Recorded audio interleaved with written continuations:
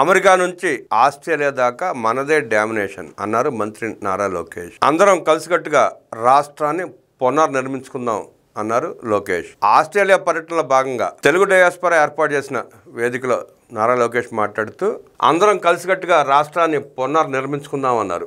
మళ్లీ తెలుగువారు గర్వంగా తలెత్తుకునే పరిస్థితి రావాలి. ఆంధ్ర రాష్ట్రం కోసం ఎన్ఆర్ఐలు బ్రాండ్ అంబాసిడర్గా మారాలని మంత్రి నారా లోకేష్ పిలుపునిచ్చారు.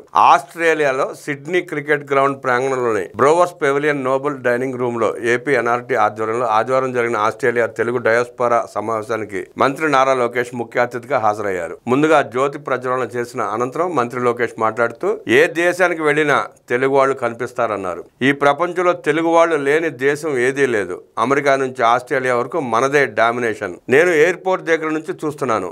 ఆస్ట్రేలియా ప్రభుత్వం కూడా ఒక అధికారిని నియమించింది. మా ప్రధానికి కూడా ఇంతగా స్వాగతం ఉండదని ఆయన అంటున్నారు. మీ జోషే వేరు, మీ మాస్ జాతర సూపర్. తెలుగు జాతికి గుర్తింపు తీసుకొచ్చిన వ్యక్తి విశ్వవిఖ్యాత నట సార్వభౌమ స్వర్గీయ నందమూరి తారక రామారావు. తెలుగువాడి పౌరుషాన్ని ఢిల్లీకి పరిచయం చేసిన వ్యక్తి అన్న ఎన్టీఆర్. ఆనాడు మన ప్రభుత్వాన్ని బర్తరఫ్ చేస్తే ఢిల్లీనే గడగడలాడించి తిరిగి ముఖ్యమంత్రి అయ్యారు. ఆయన ఏ ఆశయాలతో తెలుగుదేశాన్ని స్థాపించారో వాటిని జననాయకుడు మన నాయకుడు చంద్రబాబు నాయుడు ముందుకు తీసుకెళ్తున్నారు. చంద్రబాబు నాయుడు తెలుగువాడి సత్తాను ప్రపంచానికే పరిచయం చేశారు. 1995లో పెద్ద ఎత్తున సంస్కరణలు తీసుకొచ్చి ఐటీ విద్యను సామాన్యులకు దగ్గర చేశారని మంత్రి లోకేష్ అన్నారు. కంప్యూటర్ అన్నం పెడుతుందా అని ఆనాడు చాలా మంది ఎగతాళి చేశారు. ఫ్లైఓవర్లు కడితే అభివృద్ధి జరిగినట్లా, ఎయిర్పోర్ట్ నిర్మాణం వల్ల ఏం జరుగుతుందని ఆనాడు ఎగతాళి చేశారు. ఇప్పుడు వారి నోటి నుంచి మాట రావడం లేదు. ఆయన వయసు 75 ఏళ్ళు అయినా ఇప్పటికీ 25 ఏళ్ల కుర్రాడిలా పరిగెడతారు.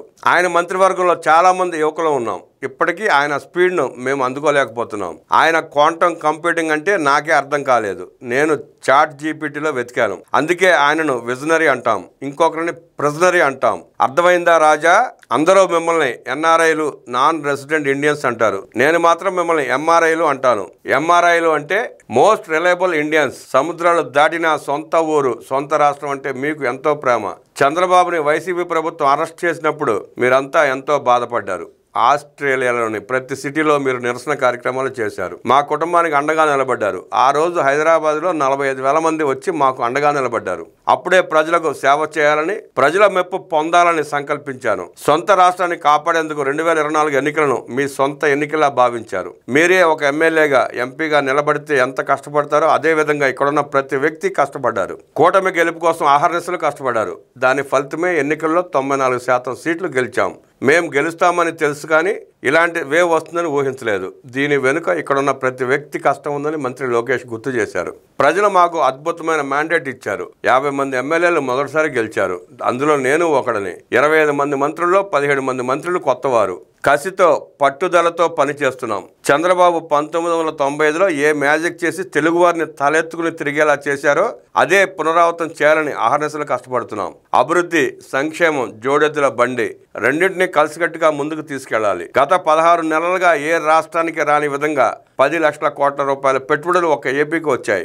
ఒకే రాష్ట్రం, ఒకే రాజధాని, అభివృద్ధి వికేంద్రీకరణ కూటమి ప్రభుత్వ నినాదం. అనంతపూర్ను ఆటోమోటివ్ హబ్ గా, ఉత్తర అనంతపూర్, కర్నూలును రెన్యూవబుల్ ఎనర్జీ హబ్ గా తీర్చిదిద్దుతున్నాం. లైమ్ స్టోన్ మన దగ్గర సిమెంట్ పరిశ్రమను ప్రోత్సహిస్తున్నాం. చిత్తూరు, కడపను ఎలక్ట్రానిక్స్ మ్యానుఫ్యాక్చరింగ్ హబ్ గా మారుస్తాం. నెల్లూరుకు రిఫైనరీని కూడా తీసుకురాబోతున్నాం. ప్రకాశం జిల్లాలను సిబిజీ హబ్ గా, కృష్ణా, గుంటూరు జిల్లాలను క్వాంటమ్ కంప్యూటింగ్ వ్యాలీగా, ఉభయ గోదావరి జిల్లాలను డిఫెన్స్ హబ్ గా తీర్చిదిద్దేందుకు కష్టపడుతున్నాం. కర్నూలుకు డ్రోన్ సిటీని ఇప్పటికే ప్రకటించాం. పనులు కూడా మొదలు పెడుతున్నాం. ఉత్తరాంధ్రలో medical device manufacturing, pharma hub తో పాటు స్టీల్ సిటీగా, ఇప్పుడు ఏకంగా డేటా సిటీగా ప్రజాప్రభుత్వం తీర్చిదిద్దుతోందని మంత్రి లోకేష్ ఉద్ఘాటించారు. 5 ఏళ్లలో 20 లక్షల ఉద్యోగాల కల్పనే లక్ష్యంగా పనిచేస్తున్నాం. దేశంలో చాలా రాష్ట్రాల్లో డబుల్ ఇంజిన్ సర్కార్లు ఉన్నాయి. ఒక్క ఏపీలోనే డబుల్ ఇంజిన్ బుల్లెట్ ట్రైన్ సర్కారు ఉంది. కేంద్రంలో ప్రధాని నరేంద్ర మోదీ, రాష్ట్రంలో సీఎం చంద్రబాబు నాయుడు ఇద్దరు కలిసికట్టుగా ఆంధ్ర రాష్ట్రాన్ని ముందుకు తీసుకెళ్తున్నారు. విశాఖ ఉక్కును కాపాడుకున్నాం. రైల్వే జోన్ను ఏర్పాటు చేసుకున్నాం. ఆగిపోయిన అమరావతి పనులు తిరిగి ప్రారంభించాం.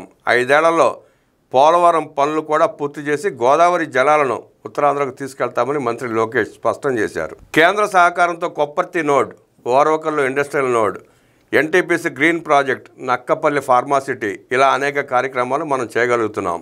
వాస్తవంగా గూగుల్ సిటీ కూడా మనకు వచ్చిందంటే దానికి ప్రధాన కారణం కేంద్ర ప్రభుత్వ సహకారం. గూగుల్ను ఏపీకి రావాలని నేను కోరినప్పుడు కేంద్రంలో కొన్ని చట్టాల్లో సవరణలు చేయాలని చెప్పారు. అప్పుడు ముఖ్యమంత్రి ప్రధానితో మాట్లాడారు. దీంతో ప్రధాని స్వయంగా ఆర్థిక మంత్రి నిర్మలా సీతారామన్తో మాట్లాడటంతో చట్టాలను సవరించే పరిస్థితి వచ్చింది. ఆర్ఎస్ఎల్ఆర్ మెటల్ ప్రాజెక్ట్ విషయంలోనూ ఇదే విధంగా జరిగింది.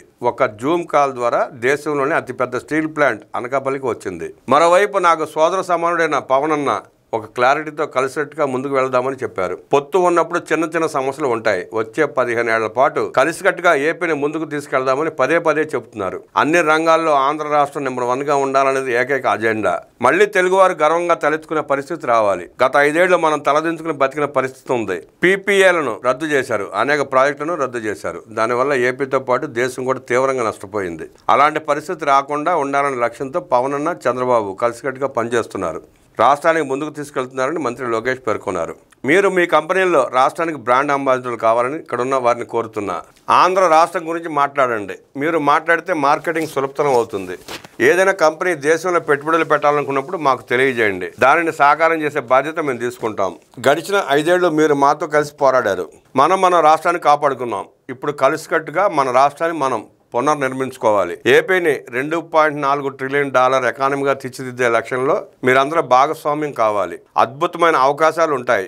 ఏది అంత సులభం కాదు. నా జీవిత ప్రయాణం చూస్తే మీకే అర్థమై ఉంటుంది. కష్టపడదాం, ఒక ఫోకస్తో పనిచేద్దాం, ఎదురు దెబ్బలు తగిలినా నిలబడదాం, మన రాష్ట్రాన్ని మనం నిర్మించుకుందామని మంత్రి లోకేష్ పిలిపించారు. నాకు గూగుల్ ఎంత ముఖ్యమో ఎంఎస్ఎంఈలు కూడా అంతే ముఖ్యం. ఏపీ ఎన్ఆర్టీలో మీకు మద్దతుగా ప్రత్యేక విభాగాన్ని ఏర్పాటు చేస్తాం. దానిని ఎకనామిక్ డెవలప్మెంట్ బోర్డుకు లింకప్ చేస్తాం. నిరుద్యోగ యువతీయువకులకు ఉద్యోగాలు కల్పిస్తే నేను మీకు అండగా నిలబడతా. ఒక్కసారి ఏపీలో పెట్టుబడులు పెడితే అది మీ ప్రాజెక్ట్ కాదు, మన ప్రాజెక్టుగా భావించి శ్రద్ధ తీసుకుంటాం. ఆస్ట్రేలియాలో సుమారు 75,000 మంది తెలుగు వాళ్ళు ఉన్నారు. న్యూజిలాండ్లో 25,000 మంది తెలుగు వాళ్ళు ఉన్నారు. 21,000 మంది తెలుగు విద్యార్థులు ఆస్ట్రేలియాలో చదువుకుంటున్నారు. మీకు ఏపీ ఎన్ఆర్టీ ఎప్పుడు అండగా నిలబడుతుంది. ఓన్ క్యాప్ ద్వారా 1,00,000 మందికి విదేశాల్లో ఉద్యోగ అవకాశాలు కల్పించాలని లక్ష్యంగా పెట్టుకున్నాం. ఈ రోజు మీ ముందు ఉన్నానంటే కారణం ఆస్ట్రేలియా ప్రభుత్వం 5 ఏళ్ల నుంచి స్పెషల్ విజిట్స్ ప్రోగ్రాంకు రావాలని ఆహ్వానిస్తున్నారు. ఇప్పుడు అనేక యూనివర్సిటీలను కలుస్తున్నాం. అందరం కలిసికట్టుగా పనిచేస్తే చరిత్రను తిరగరాయవచ్చని మంత్రి లోకేష్ అన్నారు. అనంతరం పలువురు ప్రవాసాంధ్రులు అడిగిన ప్రశ్నలకు మంత్రి సమాధానం ఇచ్చారు.